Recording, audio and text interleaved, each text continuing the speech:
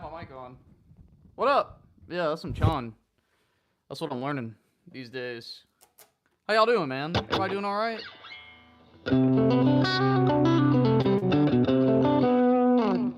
Yeah, it's this guitar, man.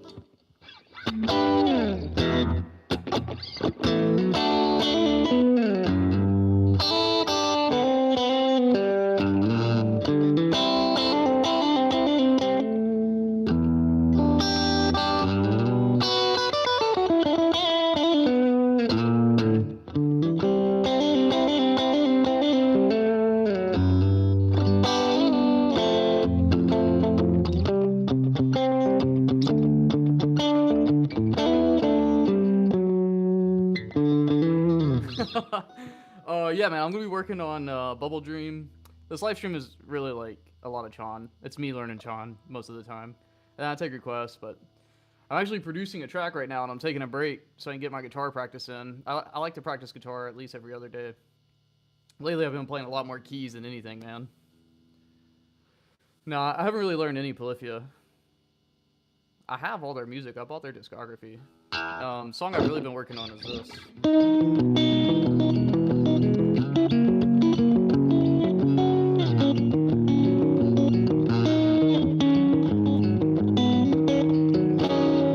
Rosewood, check it out. The solo section is what gets me.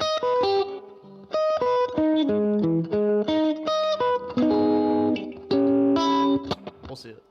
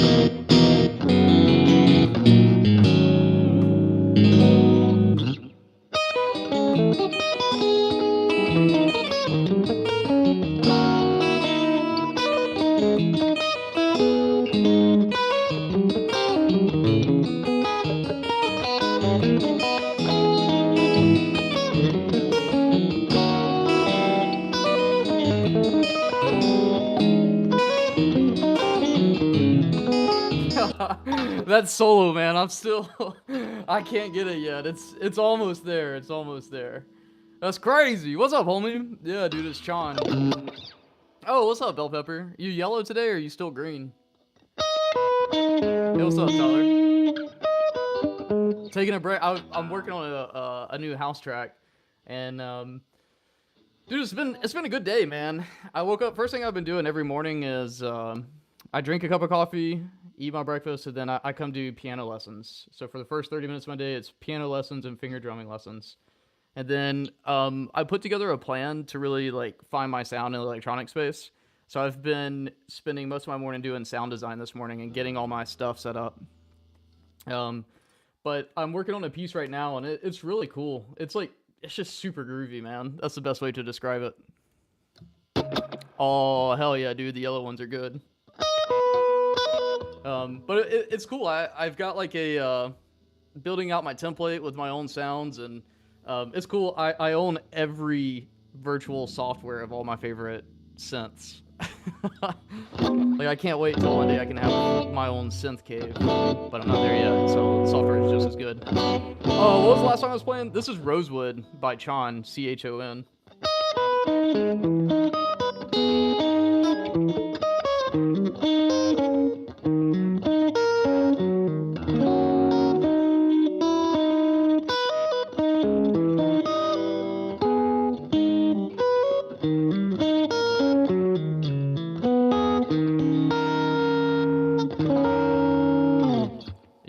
Solo. Let me take this solo back. I'm gonna slow it down just a hair.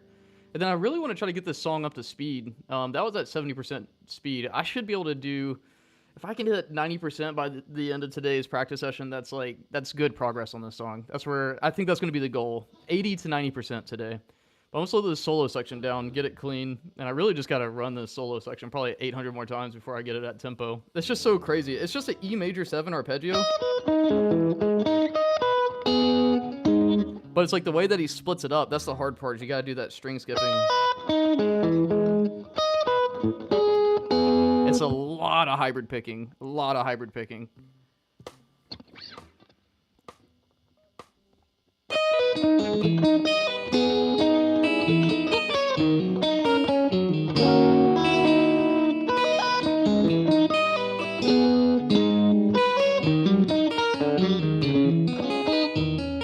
Yeah, that shit's crazy.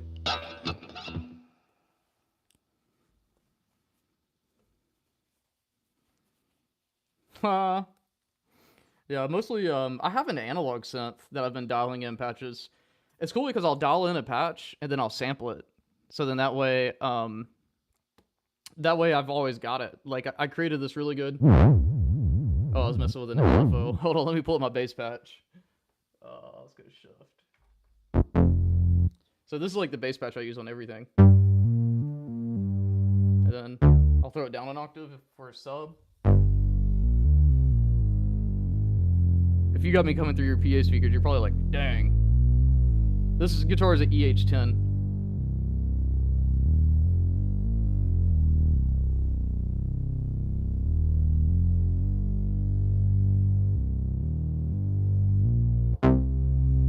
The bass is killer. And then I've also got my drum machine hooked up. That's the groove I was working on this morning. But what's cool about, here, I'll show you my rigs real quick.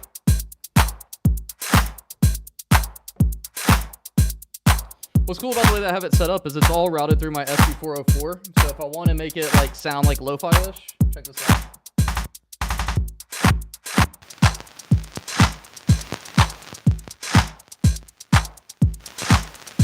Or I can put some cool scatter.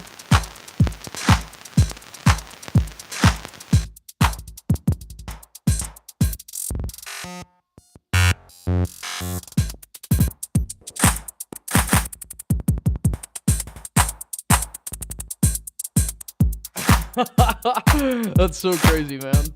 And then, let's see, I got DJ Looper.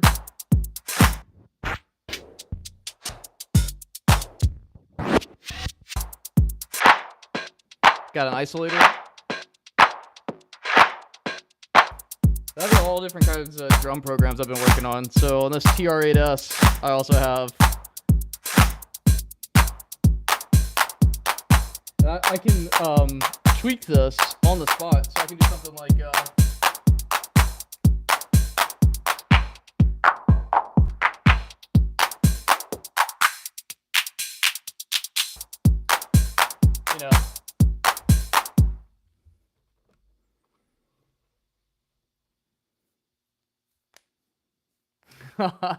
Yeah, it sounds good, man. Dude, let me show you something kind of cool I've been like, working with too. Check this out. I'm going to pattern select. Uh, let's actually pull all these down.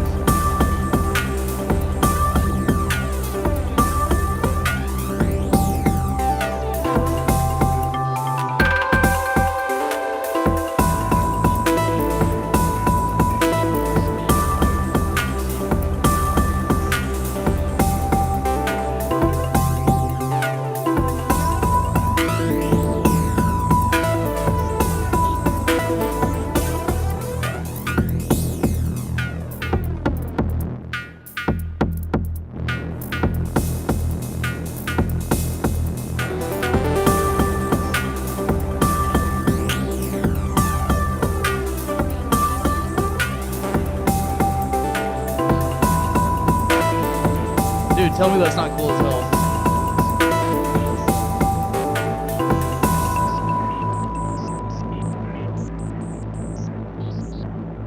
Yeah. Hardware's fun, man. Hardware's really fun.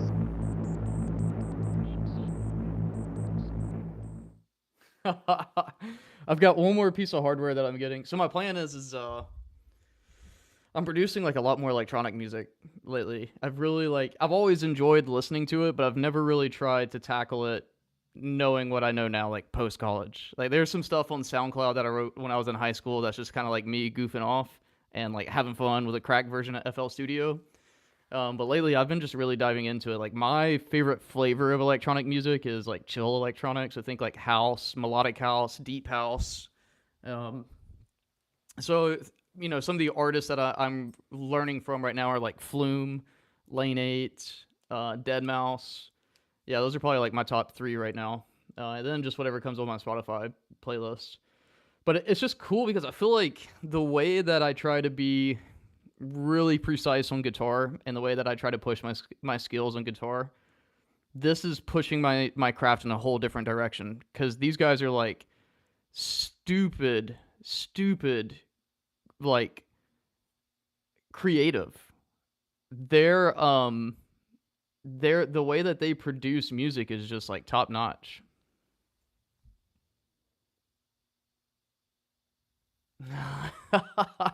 Yeah, I know, man.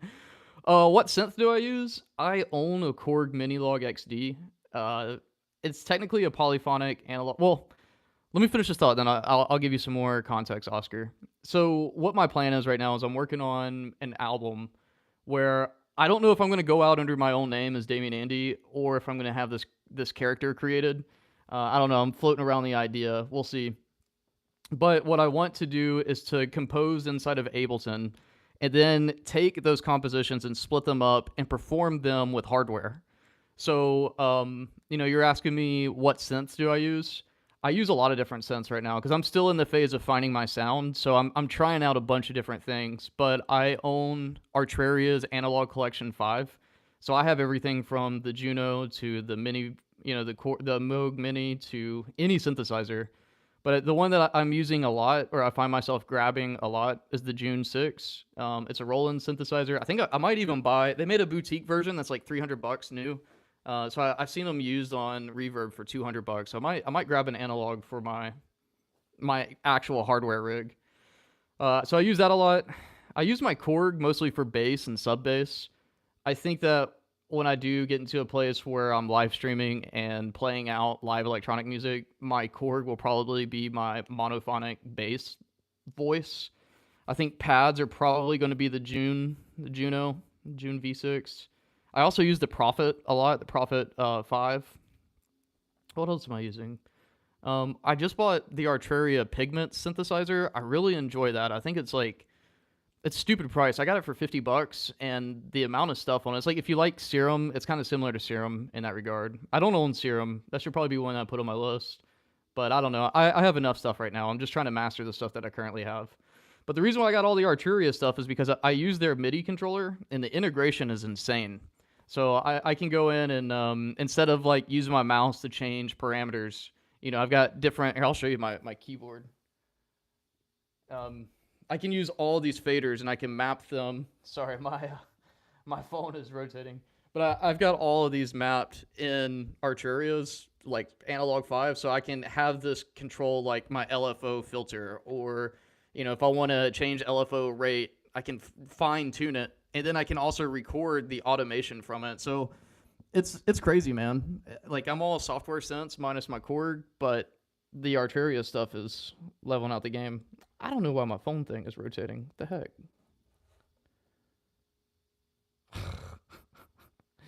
Let's see.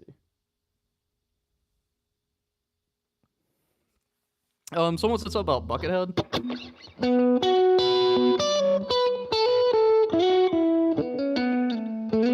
I don't know. I've been doing it. Should I know exactly the note that I'm playing when I'm improvising? Let me get a little rig thing. Let me get a loop going, and then I'll talk my way through it. Improv.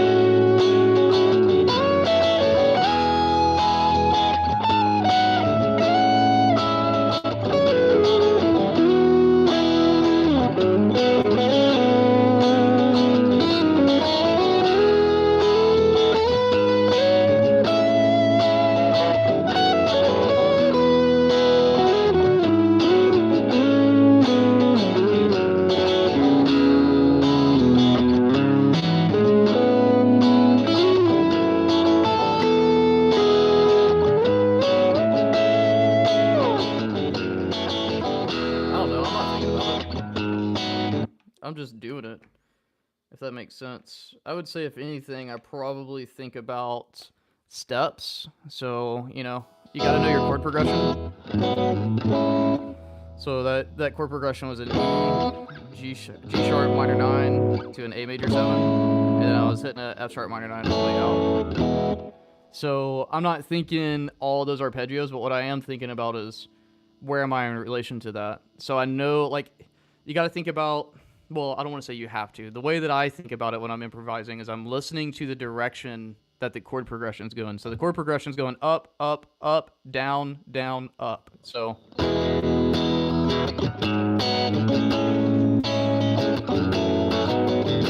right?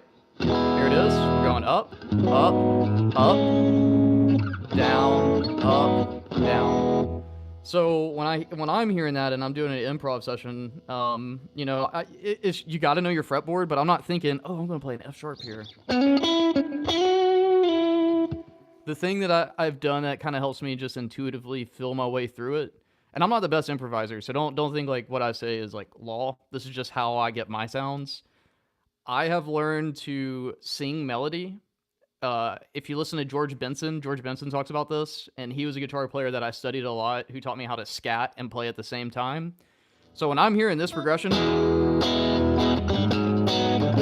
what I'm hearing is,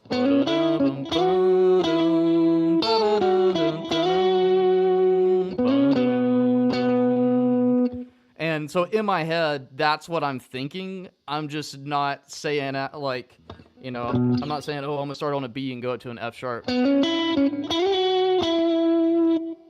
not saying that. I'm live though. This isn't a recording. But yeah, learning how to sing melody will help you out a lot. And Louise, hopefully that helps you out. Yes, so learning how to sing melody and learning how to map that on the fretboard. And one of the greatest ways to build that skill is to learn songs by ear, Probably the Boss RC10 pedal. I think it's like $250.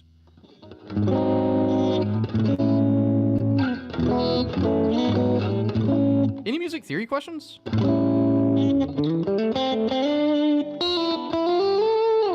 Yeah, and Louise, the other thing too is like, it's not gonna hurt you to know a little bit of theory, man.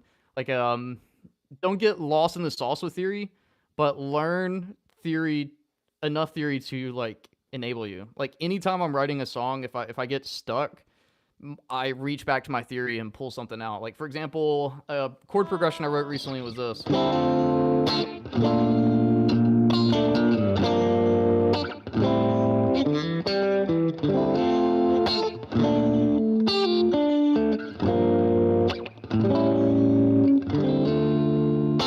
And that whole idea is just an idea called secondary dominant. Or really, you can just use a dominant chord anywhere you want to pull tension. So that's technically an A7, and it's going to lead you back to its 4,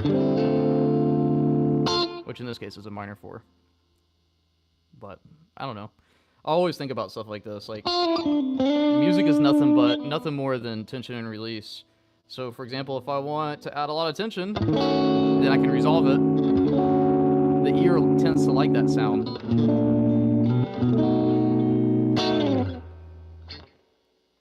Yeah. Well, it depends on how you want to think of it, but yeah.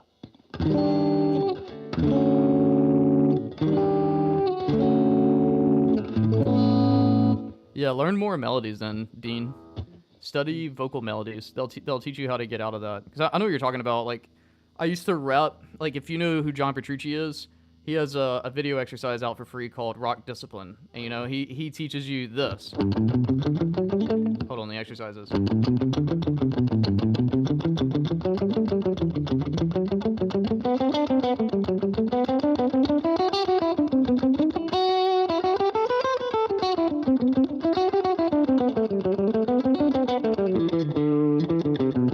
I don't know, something like that, right? But the problem is that when you go to improvise, your solos start sounding like...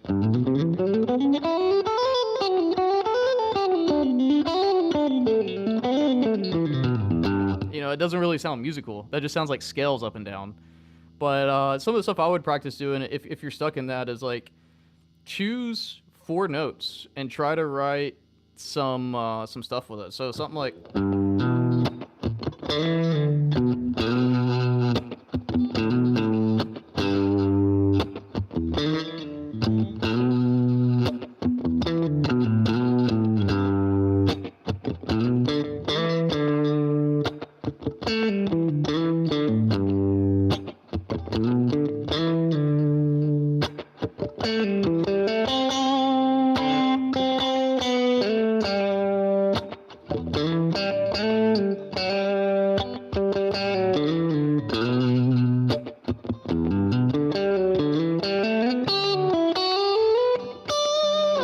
You know what I mean? Like, you just got to learn how to, like, it's hard. I know I'm sitting here and I'm saying it as someone who can do it, but I just remember being in your shoes, bro. You give yourself limitations. Give yourself limitations and say, like, I'm only going to use 4 notes. How can I make those 4 notes sound like music? Well, one thing is, you notice you only get 4 notes. So your first instinct is like this. Wow, this is not music. This isn't music at all. But all of a sudden, this is. Like, what's the difference between this? Play my game. Tell me the difference between this. That's A and this.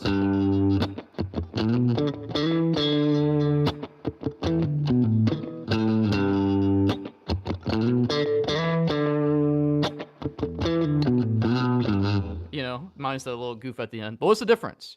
To your ear, what's the difference between those 2 notes? And I don't mean literal, but from a perspective, from an approach standpoint, what's the difference? Because if you can identify this for yourself, you just did the job for yourself. The next thing is just implementing it. So especially Dean, the one who talked about it, I want to hear your response to it. And I'm gonna grab some water.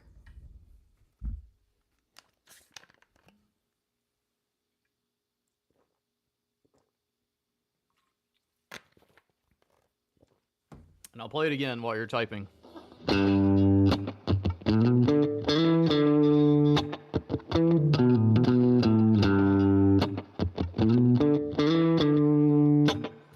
Yeah, the question that I have for you, because you're asking me about this stuff, we're talking about it. What's the difference between these two approaches? 4 notes. One approach is, and the other one is.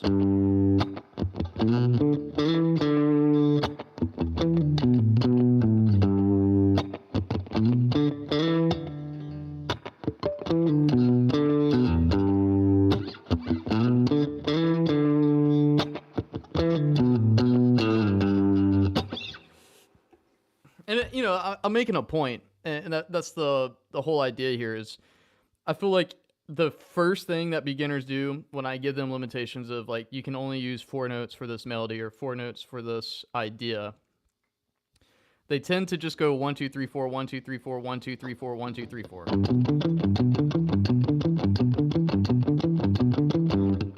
Boom! You said it best, Rain. I always say, yeah, rhythm and tension through the use of the melody.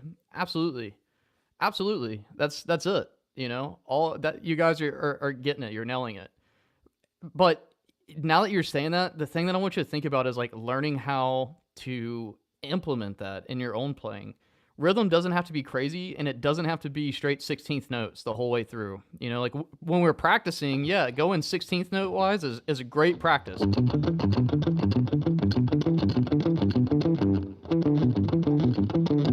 That's great practice, but that's not musical. There are ways to use it musically. I don't want to sit here and say that 16th notes aren't musical because just listen to math rock. That's all it is. But the most important thing when you're learning this stuff is learning how to expand your musicality. And a lot of the times they're the non-sexy things, right? So 1, play the rest. And then the other things are, think about, this is going to sound kind of like, I don't know, just is what it is. Ask yourself, what makes the guitar the guitar? Well, one of the things is the way that the strings are lined up. We're tuned in fifths, so our tuning allows us to do a lot of cool things. That's really hard to do on a piano, like voicing. It's really hard to voice chords like this on a piano, but on a guitar, it's really easy. The other thing, yeah, you're right. Thank you for correcting me. The other thing that the guitar can do that really no other instrument can do is slidey boys. You know that? You can't really do that on any other instrument. That in-between ghost note, you can't really program that on any other instrument or do that on any other instrument. So learning how to lean into that and using this as your voice, I don't know, that's how I approach it. Is like, you got to think about the things that make the guitar musical and separates the guitar, and then instead of running away from that, lean into it. Because then the next thing you know, it's like, oh man, yeah, this is cool.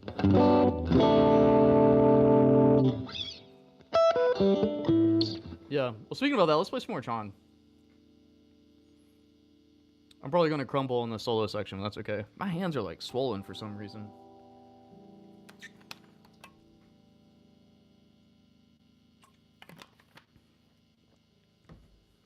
But I hope that helps you guys out, and at least like gives you some stuff to think about, and at least approach things differently. Like, that's the beauty of live streaming, man. You can jump on and ask people questions, and we can all learn from each other.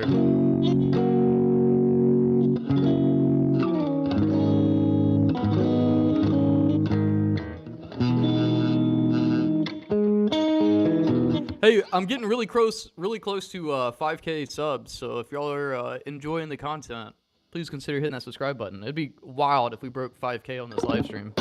And for those that are hanging out, make sure to keep saying that out loud. Oh, no way, dude. The algorithm is doing the Lord's work. Yeah, man, and I love talking about this stuff. I mean, I'm fortunate that in my life, music is what I do full time, and I think about all this nerdy stuff all the time because I kind of have to, like this is like my craft, and I try to ask myself. I would say being a multi instrumentalist is what has helped me the most think about this because when I'm writing piano or if I'm writing for a bass or if I'm writing for drums, I'm always asking myself like, one, where does this fit in the mix, and what is this instrument's role? And I think like starting to think like that from a producing standpoint makes a lot of instruments make a lot more sense and a lot more approachable. Like on guitar, for example, this is not a low range instrument, at least not for me. I'm not writing metal, where this is tuned to like drop double E.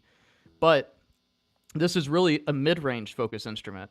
So what that means, like for those who are asking about improv, knowing that it's a low or a mid range focus instrument, get off the bottom two strings. Stay on the bottom four. That's where you're going to shine. And also, it's like, you could play a G like this.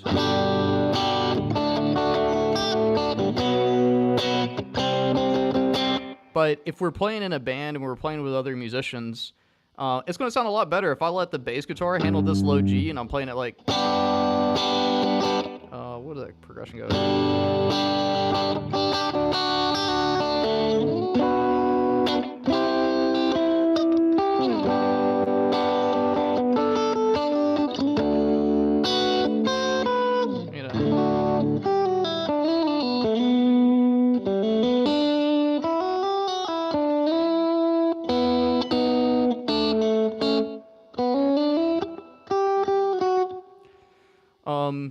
I mean, the best time to pick up an instrument is yesterday, but you don't have that. So the second best time is today. No, I'm not going to sit here and say that if you didn't play guitar at 11 years old, you're not going to be a great guitarist. It's up to the individual. If you love learning, you can do anything you put your mind to. So don't feel like just because you didn't learn the instrument when you were young, you'll never be able to learn it. I mean, I'm a prime example of that. Look, I didn't really get into guitar until COVID. I've only been playing this guitar for about 4 years. Serious. Like, yeah, I picked it up when I was 11 and I started playing, but I didn't really take it serious until COVID. And, I've come a long way in just 4 years.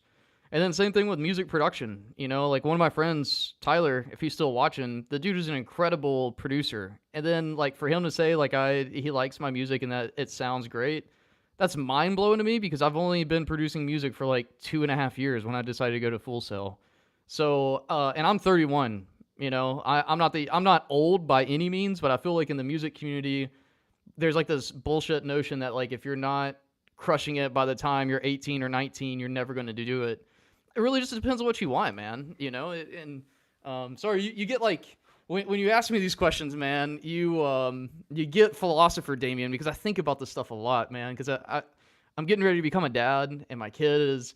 These are things that I want to instill in my son is that, like, if there's anything in this life that you want to do, come up with a plan, figure out the best approach, do your research, and then just do it. There's no substitute for doing it. We all have the same amount of time. We all have the same 24 hours in the day.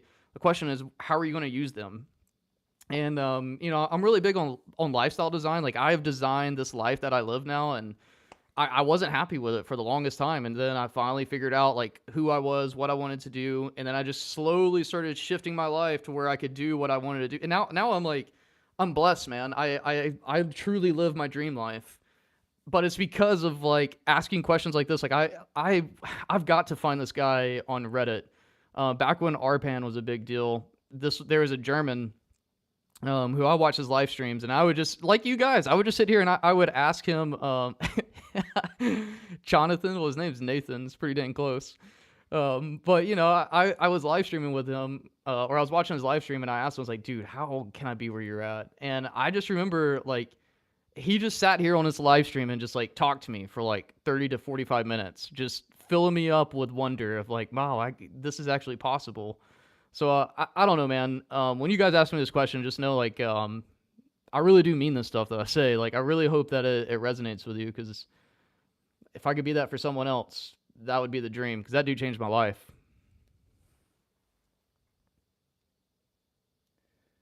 Oh, and also Bell Pepper, you asked what do I mean by third, 5, 7, and 6. Well, let me see what Tyler said.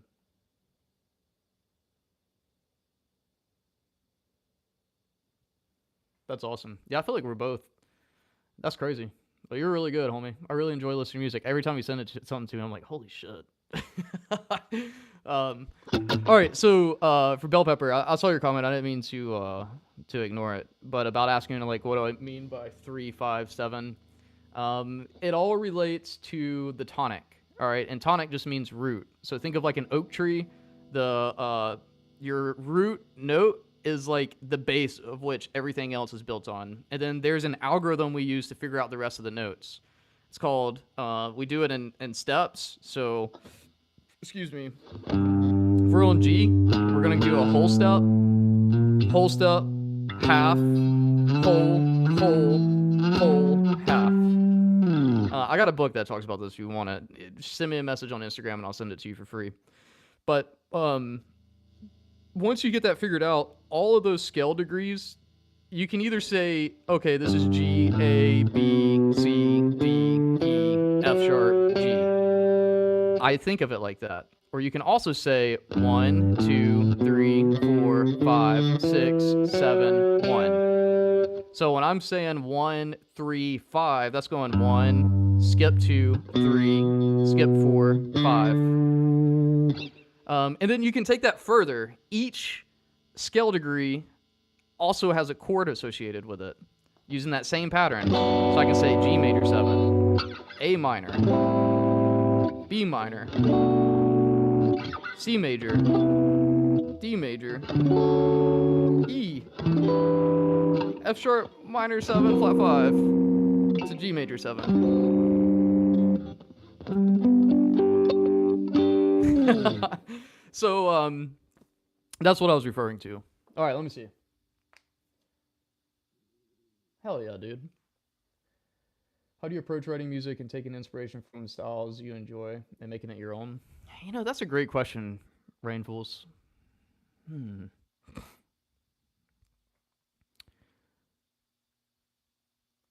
Yeah, I appreciate it, man. Thank you. I feel like every song is different. Every song that I've written so far is different because I've probably only finished, I don't know, I would say 20 songs. So I don't have thousands of songs underneath my belt, but I probably have 200 ideas on a hard drive that I'll never finish, that are just sitting there. But for the songs that I've finished, I would say a common theme is the ability to write a progression that expands to a full song quick. If I can arrange past, I'm going to steal from Tyler here, because I think he said this, and I was like, damn, that's so true. If I can write past the first 8 bars, I can finish the song. So, and I tend to write in 8-bar loops. It depends, but I would say most of the time on the tracks that I finish, they start off as 8-bar loops, where it's like a cool chord progression, and then I split that chord progression up rhythmically. Then I take that rhythm. Oh, and it all starts on grand piano, typically is where I start. That's where I program my chord changes in, focus on my rhythm, and then I split that up and do orchestration across synthesizers. I don't know, I went to school at Full Sail, and one of the biggest things I took away was orchestration. But instead of saying, like, this is my cello or this is my flute and violin section, it's like, okay, this is my pluck synthesizer. This is my sub bass. This is my mid bass.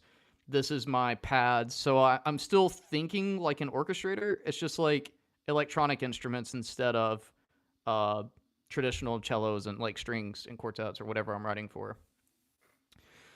And then rhythm, I don't know, I cheat on rhythm. I go on YouTube and I'll watch someone program a TR-8S because rhythm is one of those things where I'm spending a lot of time right now. That's why I bought a drum machine, so I could have hands-on approach to writing rhythm. And rhythm changes all the time. But yeah, I would just say for me, it starts off always with chord progressions. The best song I've probably ever written, it started off with a melody first. It's just really hard for me to take a melody and finish a track, whereas I can pretty much write a harmony, and then I can write a melody to fit in that harmony, because melody to me makes sense, but melody for me only makes sense in the context of chord progressions. Like, I would say like one of my superpowers that I've developed is I can hear a chord progression, and then I can sing a melody on top of it. I don't know where this has come from, but I've always been this way as a kid. Like, I remember babysitter used to make us go to this Pentecostal church, and I've just felt like all the words would just fall out of my mouth, and that's when, she's like, oh, maybe you got a spiritual gift. I was like, oh, I guess. But I just remember that as a core memory of like always being able to pick out a melody given a harmony. So I lean into that, and that's how I approach it. But everybody's so different. Like Tyler writes way more. Like he's written a ton of songs. So I'm curious, Tyler, what your approach to writing music is. But it's always curiosity driven. I tend to just like once I get my harmony written, I will massage my melody 4 or 5 different ways. Shit, even more than that sometimes before I commit and be like, this is the melody. And then a lot of times it depends it depends on the type of music because I kind of write in 2 hats, and I guess now 3. But if I'm writing guitar music, it's typically chill lo-fi, and my lead and melody and solo lines are typically more improvisational based than they are like actually written. And then a lot of times where I'm getting inspiration for that is I'm stealing from my favorite songs. You know, like especially in the lo-fi world, I listen to a lot of like Sarah Smile, who's that? Daryl Hall and John Oates.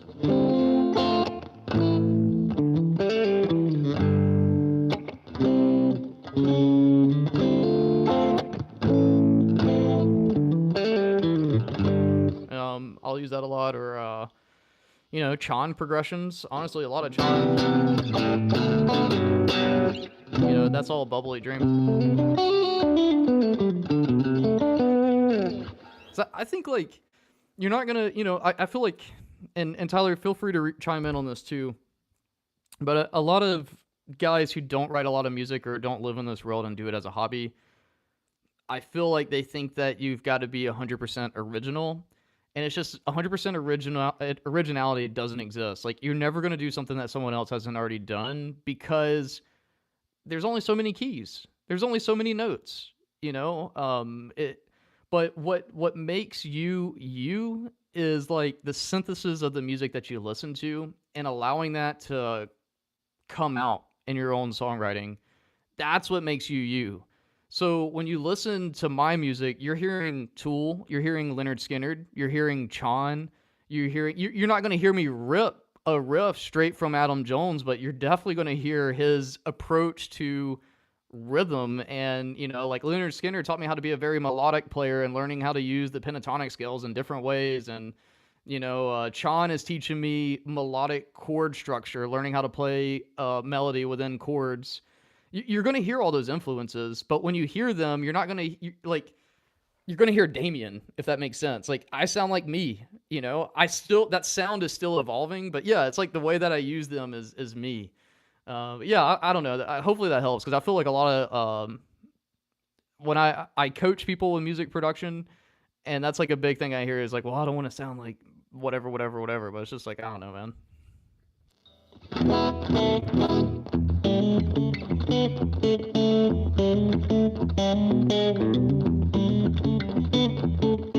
Yeah, I can't wait to be really good on the keys, where that's like a reality for me too.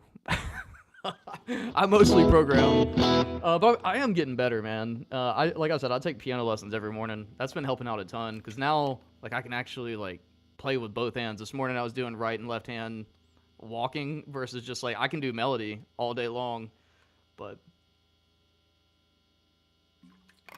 All right, I gotta get back to this practice. That's good questions, though, man. Really good questions in the chat. I appreciate y'all.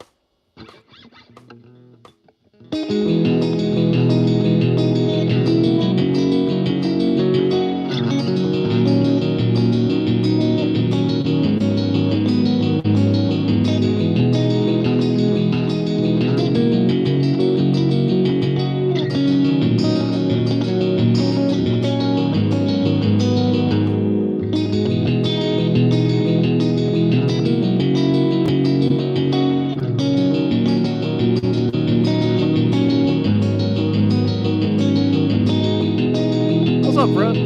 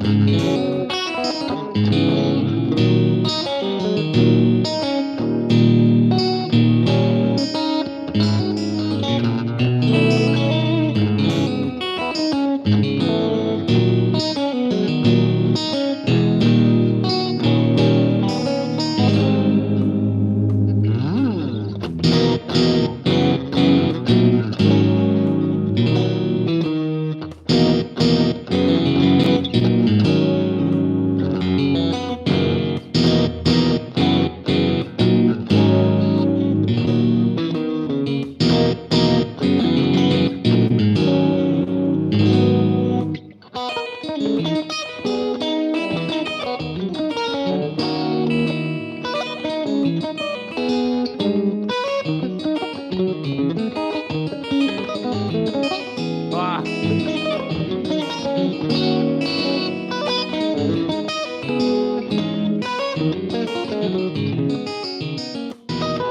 God dang, that last part is so fast. I need to just loop this last part really, really slow and just build up speed. Ah, that's crazy though. That's 80%. I've never played it that fast. Never.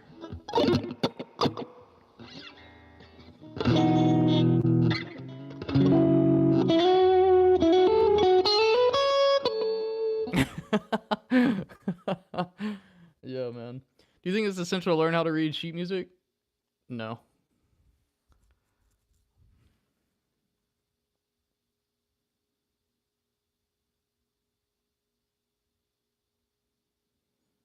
I love that. Yeah, easier said than done too. You're right. Learning how to write for you and just enjoying it.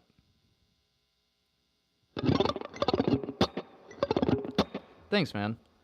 This is Guitar Pro 8.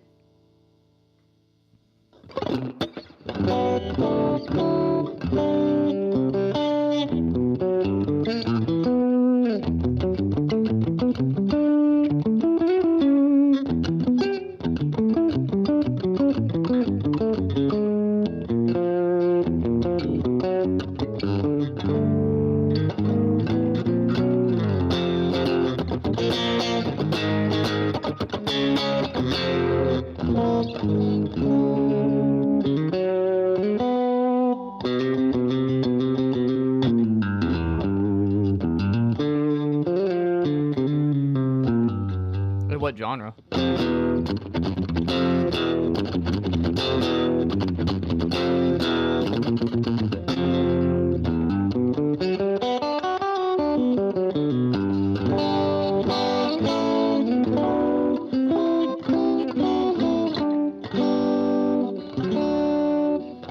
It depends on what genre, Andre. That's hard to say. That's a good question. Flume? Flume stuff is insane. What's the name of this album? Let me see. Skin, 2016.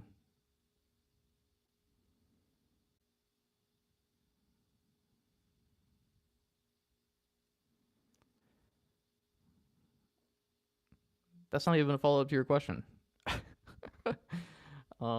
Yeah, I would say Flume, Skin, 2016 album. Bonobo, Black Sands. Holy shit, that's a good album. Yeah, yeah. Honestly, I probably gotta say that. Bonobo, Black Sands, unreal, stupid good. That was one of the first albums that like I remember when I first heard that. I was deployed and I was in my barracks room, and one of my friends was like, dude, you gotta listen to this album. I started listening to it. I said, hold on, I gotta go eat chow. I came back from chow and I sat down and I listened to that entire album in one sitting, and I couldn't get out of that world. What the world that he created in that was just like unreal. Let me play the intro track for you just so you can kind of hear.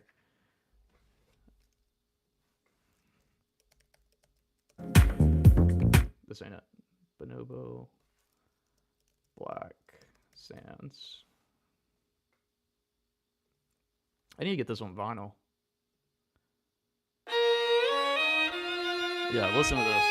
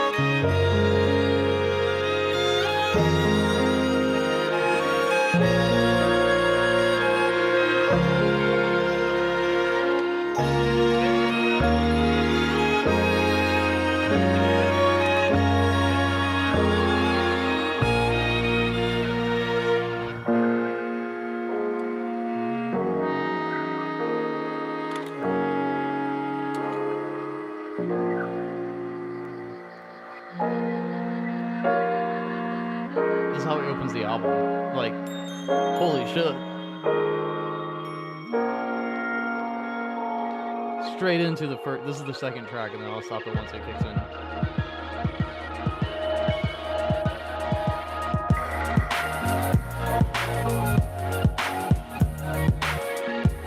Yeah, that's my answer. Bonobo, Black Sands, probably one of the best albums from a production standpoint of where you just sit down and listen to it from beginning to end, and just like, damn, so good. I would say on the flip side, the album that has the worst production that I listen to the most, Creed. Creed, man. Creed's production is shit. Like in the early stuff, it's so bad. It sounds like I could make a better sounding record in my room, but I'm not Creed, so it it won't blow up like that. I don't know. Maybe it will. Maybe I'm too hard on myself. But yeah, all of Creed's stuff, like that whole. I have the greatest hits on vinyl. And I was sitting down eating dinner with my wife last night while we were listening to it, and I was just like, this really sounds like ass, but like it's Creed, so I'll defend it. What's another album like that? I don't know. Any Daft Punk is really good. I have Random Access Memories. Oh, dude, you know what's a good contender to this? Hold on, I'm gonna give you another one. Good question, man. What's the name of this album? Zaba. Glass Animals, masterpiece. It's the one that has Black Mambo on it. So good, dude. You know what?